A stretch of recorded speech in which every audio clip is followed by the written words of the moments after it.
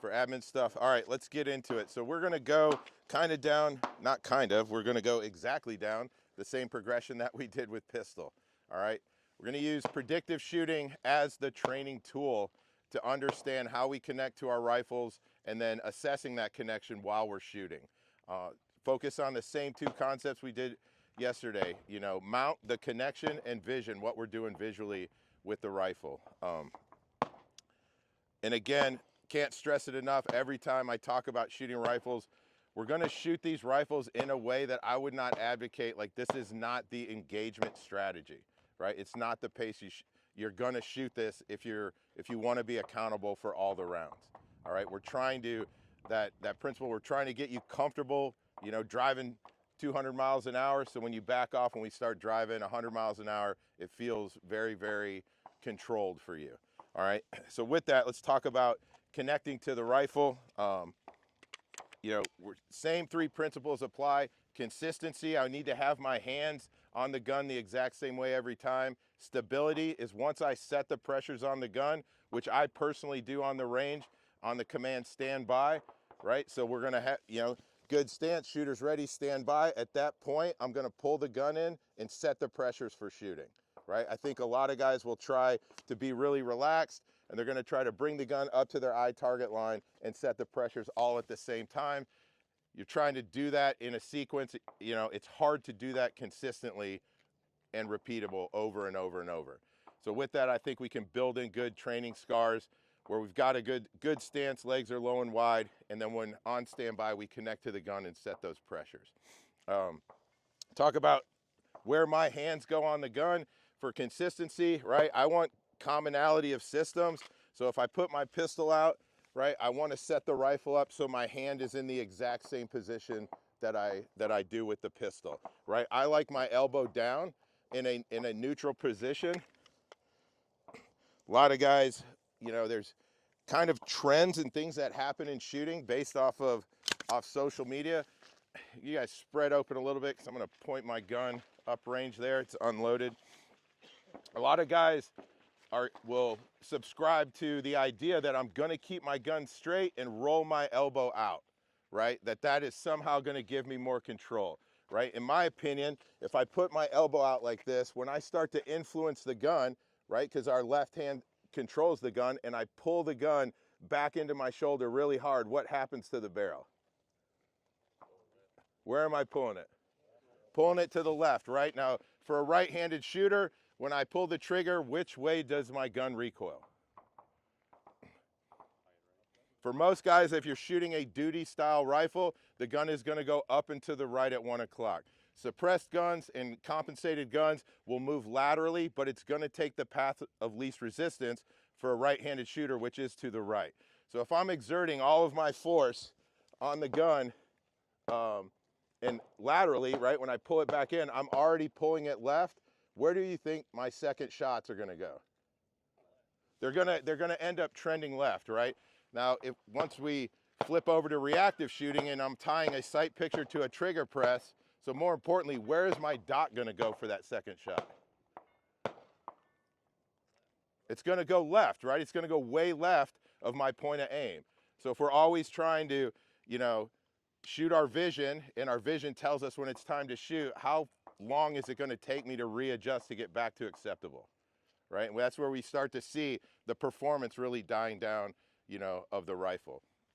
So how I like to connect to it, I want my elbow down, my buttstock is way deep into my shoulder, so when I exert force on this gun and I'm going to pull it back in, I'm pulling it straight back into my body as much as I can, right? One thing we all know, from anything athletic, all the power in your body resides in the center, right?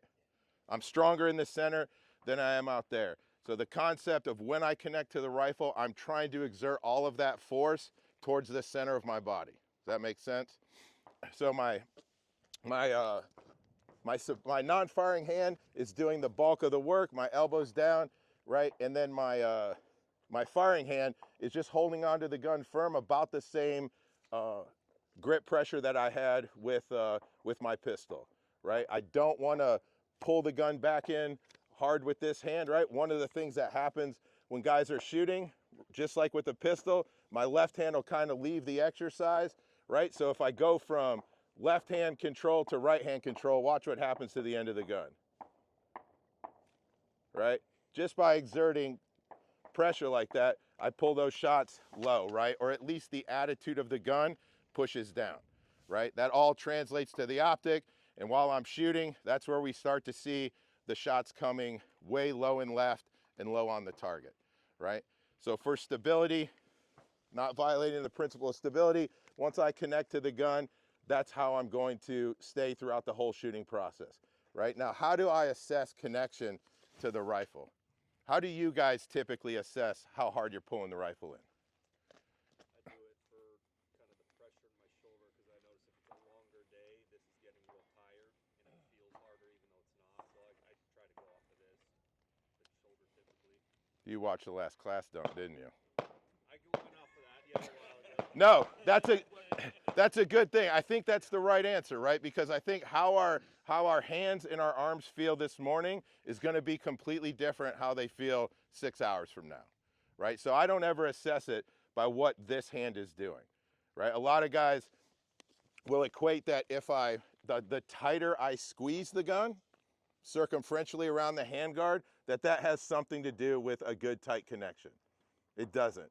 Like, right, really the connection is the force that I exert back in my shoulder, right? And I think we can assess that in the bicep, right, or fatigue of the arm, because like I said, as we shoot more and more, you're gonna get tired. So I'm always assessing what I feel in my shoulder, and I want that to be stable and consistent throughout the whole shooting process, right? And then just like with the pistol durability, we shoot these longer round strings, and I'm always assessing, is my connection to the rifle as good after the last shot as it was before the first? Does that make sense? All right. So let's talk about presenting the rifle. We're not going to be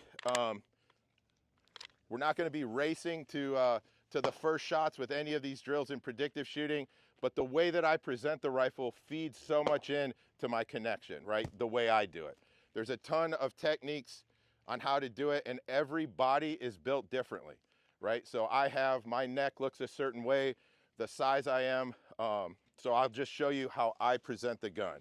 I keep the buttstock way deep into my shoulder, right? Good connection, most of the pressure with my left hand, right? If I'm down here in a low ready position, I want to keep my head up on the command, the start command. I'm going to bring the gun up, the gun comes to level, right? It's obviously way below my eye target line. To get it up there, I shrug my shoulder up to a cheek weld without moving my head. To me, this little shrug allows me to forcefully move the gun to level, and then it comes up and brings it up in a much more consistent way. If I keep the gun and I want to stop it angularly, what typically happens when I use a lot of force with the gun? Right? You see it comes up and then comes back down, right? So I think bringing it to level, if I do it a little too aggressively, all of that wobble is gone by the time I shrug this shoulder, right? And it allows me to keep the gun way deep into my shoulder pocket, so it comes to level, comes up to my eye target line without having my head to come down, right? Equipment does matter. If you're running higher optics mounts, which a lot of guys favor that, it's fine. What I think happens though, you get too high, you lose the ability to contact the rifle with your cheek, right? That's a consistency thing where you're presenting the same way every time. And I would say, there's a trend that the mount goes higher, right? But if the mount gets higher, where should the buttstock go? Lower, right? But where is the buttstock going nowadays on the internet? Pull it off your shoulder. It's going higher and higher and higher, right? It makes no sense, dude. It's like dating dudes. It doesn't make any sense, right? So as I shoot this, right, because guys want the cheek weld, right? They're putting it in their buttstock, and then they end up with the shoulder like this big. Is that a good connection versus this, right? And I think, if they only wanted you to have this part of the buttstock in your shoulder, this is how much of the buttstock would be there, right? The more is better in there, or more connection in your shoulder is going to be better, right? It's the same thing with the pistol, right? We try to get as much connection on that gun with our hands. We're doing the same thing with the rifle, all right? I've got something to add. Yep, go ahead. All right, so think about how much control you get from your posture. Like with the handguns, we ask you like, hey, slight forward weight bias. It's not super different with the rifle, like that slightly biased forward weight, shrugging the gun up here. So why am I not holding the gun with my firing hand now? As I demonstrate the mount connection, is because the firing hand doesn't have anything to do with it. Matt and I think of it the same. I'm just gonna lay my firing hand on here and not try to do anything with it. I don't like to feel torquing on the grip one or the other. Like, I've never found that be productive at all, right? So we just want to be like, it's just the pressure into the shoulder, and I want to do minimum muscle to make that happen. Like, again, just my left arm and holding that still. Now, a lot of guys try to like roll their shoulder forward or put some other input into the gun with their firing hand, their arm, their shoulder, something like that. You've heard that, like, throw your shoulder into it. You can do all of that stuff if you want. The problem is it's very, very difficult to do it consistently. It's the same as like Matt said, if I put elbow out, as long as this pressure is unchanging, the gun's not going to move. But as soon as but people change the pressure and now I'm steering the gun laterally. Well, it's the same thing. If I'm throwing my shoulder into the gun, it's got to be the same every time. That's really hard to do. It's easier just lean into the gun, like a little bit of posture into the gun, and then conceptualize it. I just shrug it straight up. It's just moving on one plane.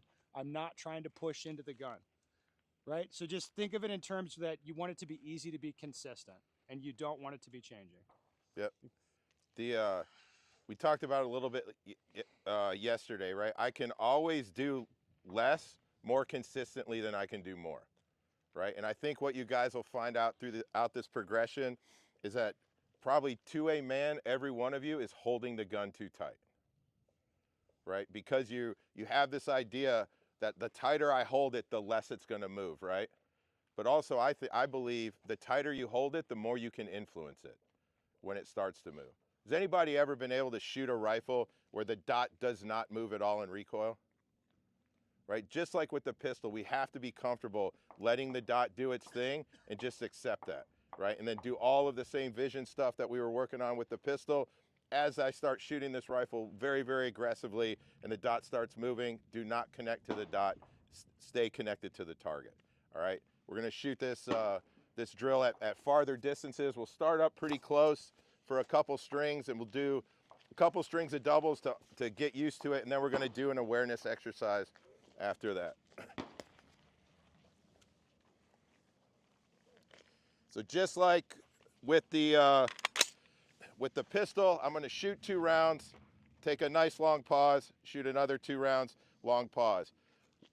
With the rifle, it's very important that we're assessing connection, right? Because we're doing more, our hands are spread farther apart, right? Our ability to influence the gun is way higher than it is with a pistol, all right?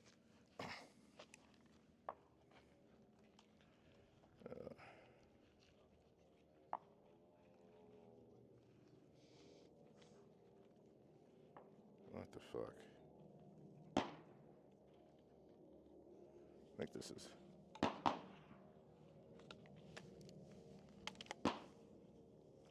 I like the Kestrel timers, I hate the clips. All right.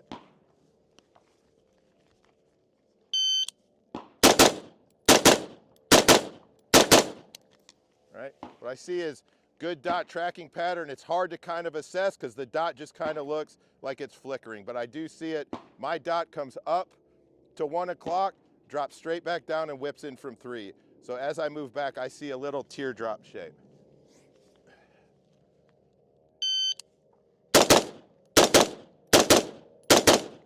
Right, same thing, we come down and look at it, right? I assess all the hits are good, I'm shooting aggressively. Right, I'm shooting for the upper part of the A zone and I'm getting the result that I want. Right, for me, that's about as fast as I can pull the trigger. Right, that's the training pace that I'm gonna take all the way back to 50. Again, it's not the engagement pace, but I'm trying to inoculate myself to processing what the sights are doing, right? Objective assessment in real time and not after the fact, right? So you learn to see things fast, right? So that we go to reactive, we're artificially introducing accountability and control into your shooting, right? Does that make sense? All right, we're just gonna shoot a few strings from 10s. We got the targets paired up. So the first string, right, the guys will shoot the left target, the second string shoots the right target, right? So we'll be able to come down, check them real quick, rehab, and then we'll do all the targets all at once. I got a quick question there. Yep. In terms of vision focus, when you have, say you're up closer a little bit and you need to be a little more accountable for the rounds, is your vision focus at what you want to hit, where the bullets to go, or your holdover? Where are you putting your eyes in that situation? So for me, based off the equipment that I use, I still maintain where I want the bullets to go. Okay. Now, in terms of an aiming scheme, I am looking at different parts of the reticle, Okay. right? We are gonna talk about that. I'm not like discrediting that question, but like, what's the line from Sicario? Like, oh, you're asking how a watch is made. Let's just pay attention to the time, Cool. right? We're gonna get there, right? Right? I'm not gonna be concerned about holdover. I'm concerned about your ability to assess the dot tracking pattern and connection, right, in real time, right? The same thing we did with doubles. And then all of this builds in. I want you to see this really fast. I want you to see mistakes. We'll talk about with reactive shooting, aiming schemes, which would be levels of confirmation. And then I view aiming with the rifle as an aiming strategy where it becomes a continuous process. And I'll talk about my reticle and how I'm going back and forth, right? So for guys, you just focus on conventional aiming scheme right now and assessing dot tracking pattern as we're shooting very, very aggressively, all right? Cool.